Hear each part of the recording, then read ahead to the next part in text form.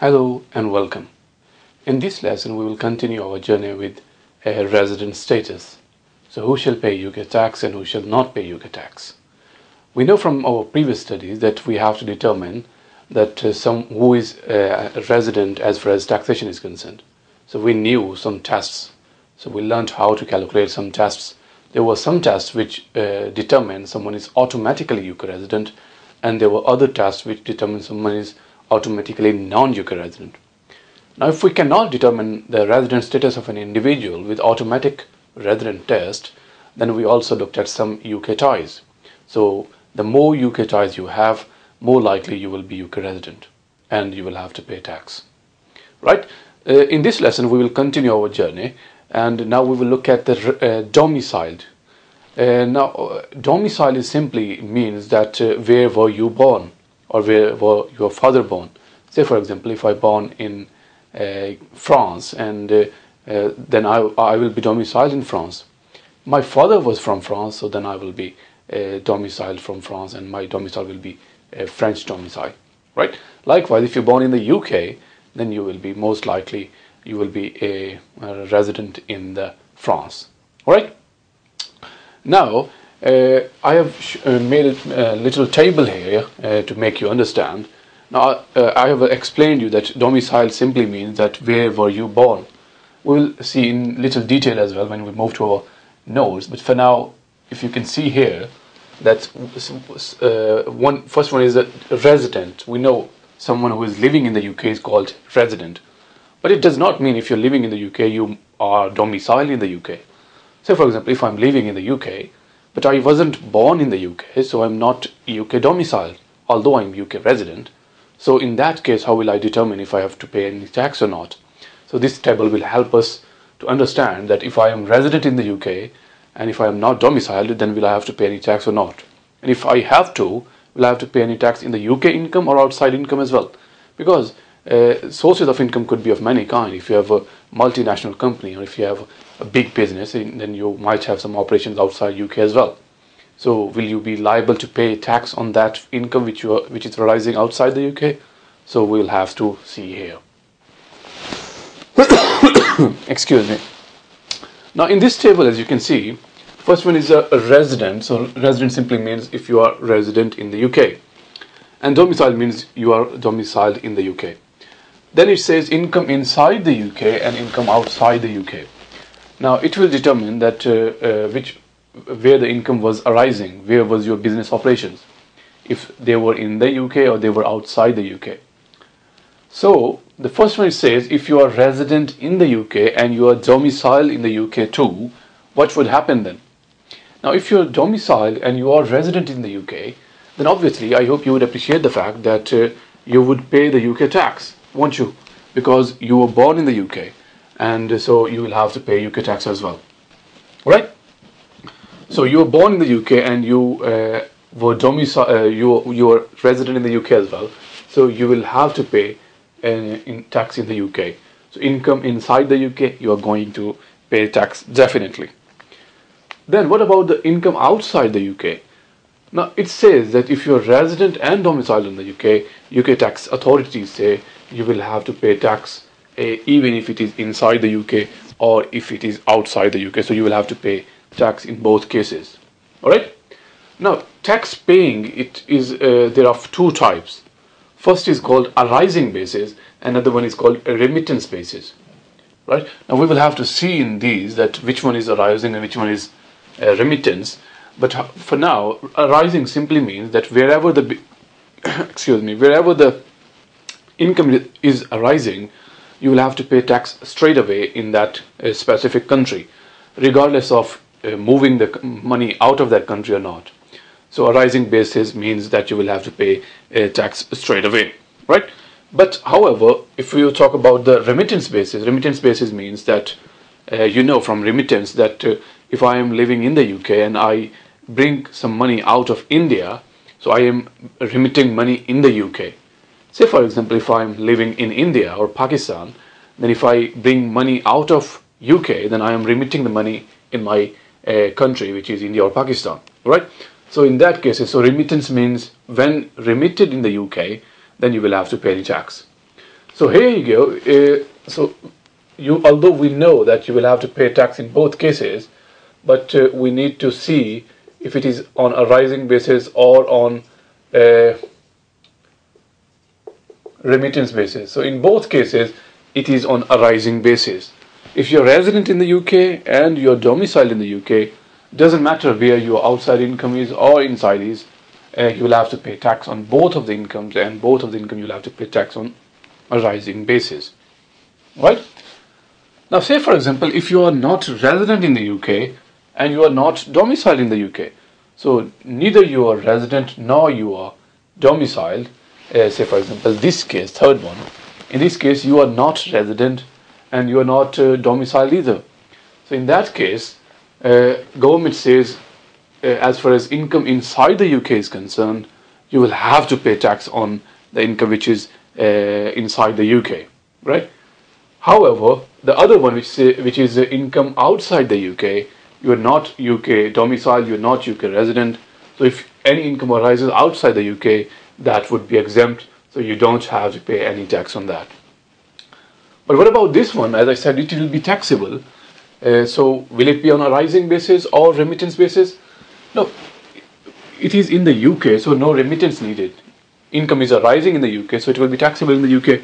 So it will be on a rising basis because it is income inside the UK, so it will be on a rising basis, right? Excuse me. So in these two cases, as you can see, income inside the UK is looking taxable always, because even you are not resident, you are not domiciled and you are not resident, you are still liable to pay tax on the income which is arising in the UK. So if you, in this case it was taxable, what do you think? In this case would it be taxable or exempt? I think in this case as well it would be taxable, because the government didn't let us save the tax in this case, so why would they let us save the tax when you are resident in the UK? Now in this case it says that you are resident in the UK but you are not domiciled in the UK. In that case, what would happen? Will you have to pay any tax or not? Yes, as far as UK income is concerned, that income arising within the UK, you will have to pay tax just like the others, so it is on a rising basis. However, if you are resident in the UK like myself and not domiciled, then what would happen is, if your income outside the UK, if I have some business in Dubai, will I have to pay any tax? Yes, actually, and in this case I will have to pay tax on a remittance basis. Alright, we will see remittance in details in a while, but remittance simply means when I bring the money into the UK, right? So that means remittance. Now I hope that you will appreciate that if income is arising in the UK, now easier way to understand is, whenever any income is arising within the UK, you will have to pay tax whatsoever. Like in three cases, you are paying the tax. Doesn't matter if you are resident or domiciled, you are not resident, not domiciled, it doesn't matter at all. As far as income within the UK is concerned, you will have to pay tax always, as you can see here. Right? Now, as far as income outside the UK is concerned, if you are not resident, not domiciled, then obviously you won't have to pay any tax. Right? Like here. Say for example, if you are living in Malaysia and you are earning some money in Malaysia, then will you have to pay any tax? Any UK tax on that income? Of course not, because you are a citizen of Malaysia and you are living in the Malaysia and income is from Malaysia, so how come you will have to pay UK tax on that? Like this, so you won't have to pay any tax. Because you are not resident UK, you are not UK domicile, and you are not UK resident, so you won't have to pay any tax. However, in most cases this happens. Now the many people who are living in the UK, many people, I've seen many people who are living in the UK, so they are UK resident, but they were not born in the UK, so they are not UK domiciled. Now, we are talking about income outside UK, because income inside UK is always taxable. So if you are living in the UK and you are not UK domiciled, if you have any income outside the UK, you will have to pay tax when you bring the money into the UK. So that's why it is called remittance basis. However, if you're resident in the UK and you're domiciled in the UK, then any income around the world will be taxable. Alright, so I hope that it would make sense. Now if you could please move to your notes, if you could please move to your lecture notes so that we can see it in details from the lecture notes, so it would make more sense. Right? I will just share the screen with you as well. So that's, I think, page, let me see from a laptop. This is page number 40. Yeah, it is page 40. Here you go, I've shared the screen with you as well, and it's page 40, where it says domicile. Excuse me. It says domicile. A person is domiciled in a country of origin at birth. Origin or birth, you can say, or origin of birth. This is normally the domicile of his father. A person can change its domicile by choice if by immigrating to other country with his permanent home there. Say for example, if I move to UK and I say that I want to make it permanent home, then I can say that, I am UK domicile because I will choose my domicile. So it would be a domicile of choice. So whereby I will say that I am choosing UK as my primary country. Then it says general tax rules. Now the table which is given below, I have already showed you here. This is exactly the same table. Alright? So it is exactly the same table. It will be taxable. UK income would always be taxable even if you are resident or domiciled in the UK, or even if you are not. However, as far as outside income is concerned, if you are resident and domiciled, obviously you will have to pay tax on outside income. If you're not resident and you're not domiciled, then you won't have to pay any tax, so not taxable. However, if you are resident but not domiciled, then it would be on a rising basis. Outside income would be on remittance basis. So it says remittance basis if claim is made automatic. Alright.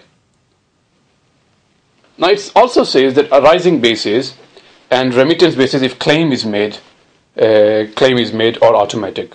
So although that I've written here a remittance basis because I did not want to confuse yourself with a rising basis and remittance basis, but when we will read further, then you will understand it better. So in most cases it would be on a rising basis as well. So say for example it would be arising here as well, but most people won't do that because they would say, my income is outside the UK, so that's why they will have to pay, tax when they are remitted. So when we will see about remittance basis just now, then you will understand it better. Now come to the remittance basis, which just beneath that. It says remittance basis means a person is liable to UK on overseas income only if the income is brought to the UK. If remittance basis apply, then any taxable income remitted to the UK will be taxable as non-savings income, irrespective of the category of the income remitted.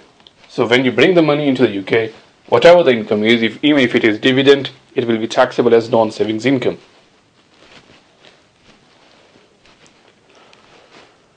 Excuse me. Now it says remittance include not only money bringing into the UK. Say for example, if you bring the money out of India into the UK, it is remittance. However, only bringing the money into the UK is not remittance. There could be other things as well. What is it? It says remittance include money in the form of cash. It says cost. It is not a cost. It is cash. Money in the form of cash. Then it says property and services acquired overseas from overseas income, which is then brought into the UK. Say for example, if I have received some services in the UK, but I've paid the money out of the income which was outside income from outside the UK, then it would also be considered as bringing the money to the UK. It would also be considered as remittance. Alright? Likewise, if you bring some property, that would also be considered as remittance. After that, it says automatic application of remittance basis. Excuse me. Now, if an individual who is a UK resident but not UK domiciled, like myself, I am UK resident but not domiciled, if an individual is UK resident but not UK domiciled, has unremitted non-UK income and gains of less than £2,000 rising in the tax year, the remittance basis will apply to that individual automatically. Alright? It says without the need for a claim to be made, so it is automatic because it says in the heading as well. Say for example, if your unremitted foreign gains and income is less than £2,000,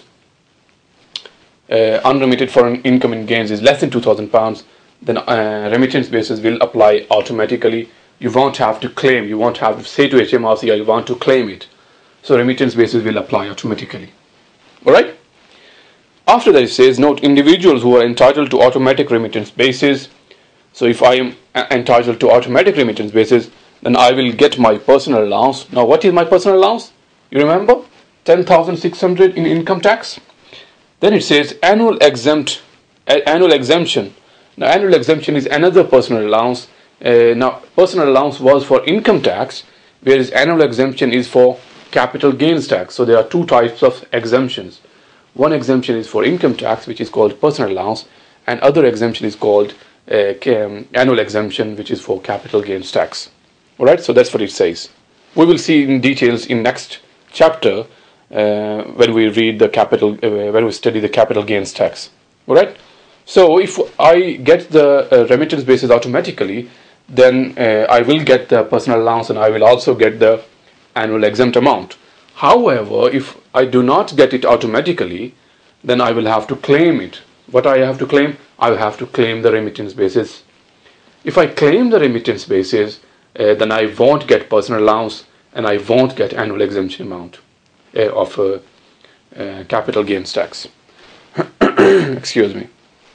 Alright, now on the next page it says claim for remittance basis. Now when to make the claim and what would happen, what would be the consequences of claiming. Generally an individual who is UK resident but not domiciled is entitled to claim to be taxed on overseas income on the remittance basis. In a particular tax year, an individual who makes a claim for remittance basis is not entitled to personal allowance in income tax. An individual who makes a remittance basis will not be eligible for, entitled for annual exempt against capital gains. Same thing which I already told you. If I claim the remittance basis, then I won't get annual exempt amount and a personal allowance. And if I do not claim it, if I get it automatically, then I will have personal allowance and I will have annual exempt amount as well. Now, which is better? Is it claiming better or is not claiming? I think not claiming is better, isn't it? Because I'm getting two exemptions. One is annual exemption of CGT, capital gains tax, and another is personal allowance as well. But if it is better, if automatic is better, then everyone would say that please apply to me automatically. But no, there was a criteria which we just studied. If unremitted foreign gains and unremitted foreign income and gains is less than £2,000, then remittance basis will apply automatically. If it is not, then you will have to claim.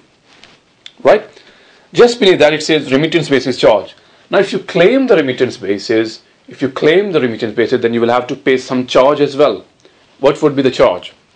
An individual who claims remittance basis and is a long-term UK resident. There is another condition if he is long-term UK resident. Excuse me, is required to pay remittance basis charge on unremitted income and gains. And an individual is liable to remittance basis charge if he claims the remittance basis for that tax year and is aged 18 or over in the tax year and has been resident for at least 7 or more years preceding that year. Now he must have been resident for 7 years at least, and he claims the remittance basis, then he will have to pay remittance basis charge. Now if he claims the remittance basis, there are two penalties. You won't get personal allowance, you won't get annual exempt amount, and you will also have to pay remittance basis charge. Now how would you pay the remittance basis charge? You must be long-term resident and you must have claimed the remittance basis. Alright? Now how much would be the charge? We will just read it now. Remittance basis charge is £30,000 if the taxpayer had been resident for 7 out of preceding 9 years, and it is £60,000 if it is resident for 12 out of previous 14 years. So if you are long-term resident, say for example you have been resident for 12 out of 14 previous years, then it is going to be £60,000, and if you are resident for 7 out of 9 years, then it is just £30,000. All right. It says just beneath that. I'm sorry, I didn't move the screen. It says just beneath that. Excuse me. All right. Okay. So that's it. Now on the next page, it says some employment income aspects. Now it is a self-study thing. If you could please just self-study this one, just before the double taxation relief, because we are going to study the double taxation relief. All right, double taxation. We are going to study this one in the next lecture. Now, before we wind up this lecture, excuse me. Before we wind up this lecture, let me also tell you that there are 2 questions relevant for this topic which we have studied. Now, question which I'm going to tell you, these are from BPP exam kit, and these are actually actual past exam papers. Now, I've already written on the board. You might not be able to see it yet, but this is question number 3 and question number 11. Excuse me. Question number 3 and question number 11. Please make sure you note it down. As far as question 11 is concerned, we are going to do that now. And however, the question number 3, which is also relevant to UK residents and UK ties, how many ties someone needs, you will have to do it while you finish this lecture. Do it yourself. Question number 3, check with the answers as well. Please make sure when you're doing the question, do it yourself first, then compare it with the answer, because that way you are just giving yourself a chance to mark your exam. And please do it in an exam pressured, exam and time pressure. Say for example, if the question is worth 10 marks, then allow yourself only 18 marks for that. 18 minutes. Excuse me. Right? So we are going to do the question number 11 now, as I would share the screen with you. Give me 1 second. Here you go. As you can see on the screen, it is a shuttle. Question number 11, shuttle. Excuse me. Now, it was examined in June 2013, and this question actually was examined in June 2013. And interesting thing is that we have done one part of it yesterday. I think it was previous lecture or before that. So we have already done one part of it. All right. Now, if we could just move down to this question. Excuse me. Please make sure you do it yourself while I will tell you, so that here you go. It is part B. Oh, sorry, on the previous page. It says remittance basis of taxation, part B. Advice is to be provided to 3 non-UK domiciled individuals. Now, all of them are non-UK domiciled. Each of 3 individuals is more than 18 years old, and names are given. How long have they been resident, if they are UK resident now or not, and then it says how much foreign income they have. Now, only foreign income is given here. It does not tell us how much they remitted. However, it says foreign income it tells us the amount remitted in the UK. It does not tell us how much is unremitted. So it tells us total amount, and it tells us how much he remitted, so we can easily calculate the unremitted amount. All right. Now, there are 3 individuals, Mr. Lin, Nan, and Yu. Excuse me. And they have been resident. Lin has been resident from 2005 and 6, so it's been about 10 years. And the second one is resident from about 15 years, and the third one is also resident from about 10 years. All right. Now, as far as a residence is concerned, if they are resident now, the first one is still a resident, second one is not resident, and the U is not resident as well. Now, someone who is not UK resident now will be outside the scope of remittance basis. So, in order to claim the remittance basis, or in order to apply it automatically, you need to be UK resident, which Nan, I think its name is Nan, sorry.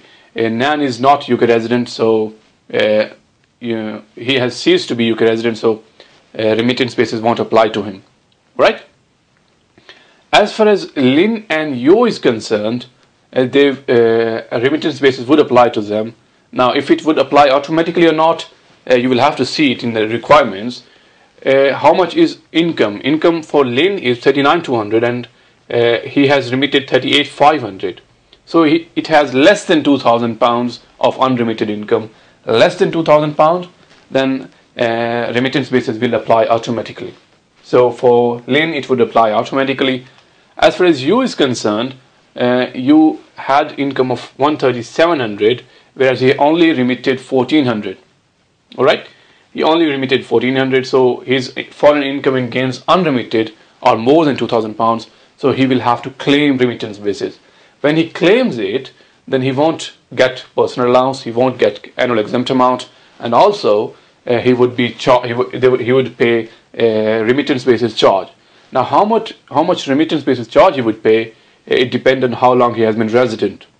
In this question, it says he has been resident from 2005-6. So if he has been resident from 2005-6, it means he has been resident about 10 years.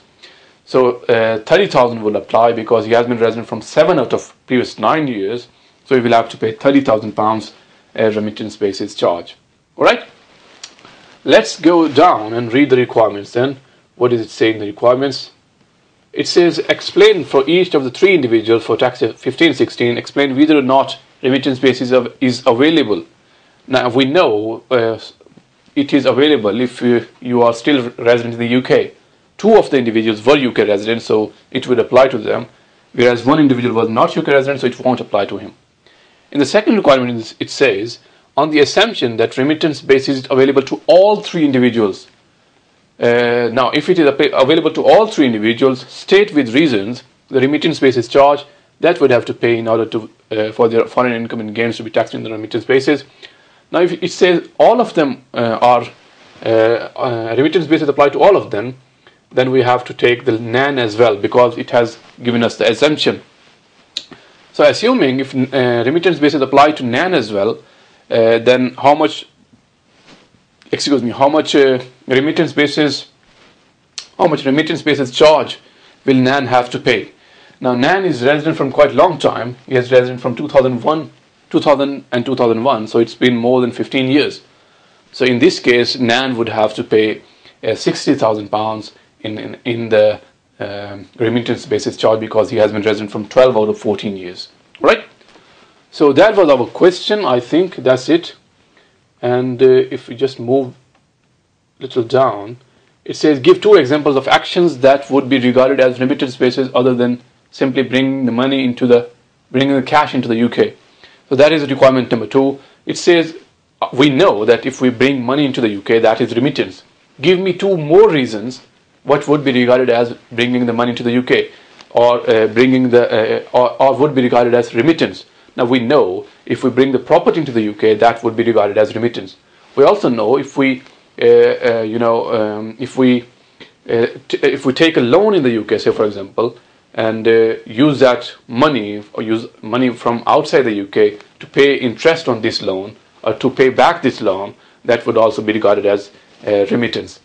That would be the reason. Another thing as well, that say for example if I take any services in the UK and I pay for that services from the money which was outside money, so that would be also regarded as remitting the money into the UK. Right? So these are our examples. Please make sure you check the answers with the within the exam kit. This is question 11 shuttle, and it is part B1 and part B2. Alright? So that's it for this lecture. I think we've almost covered this one, and we'll look at double taxation relief in our next lecture, and we will wind up our residence. And also please make sure you do the question number 3 as well. Please make sure you check the answers of this one and also do question number 3. So there's one part, I think it is part B as well, so which is relevant to residence, UK ties and all that. Alright, and also I have skipped some couple of things which are employment aspects, so please make sure that is self-study. Please make sure you read that as well. Alright, that's it for now, and I will see you in the next lecture. Thank you and goodbye.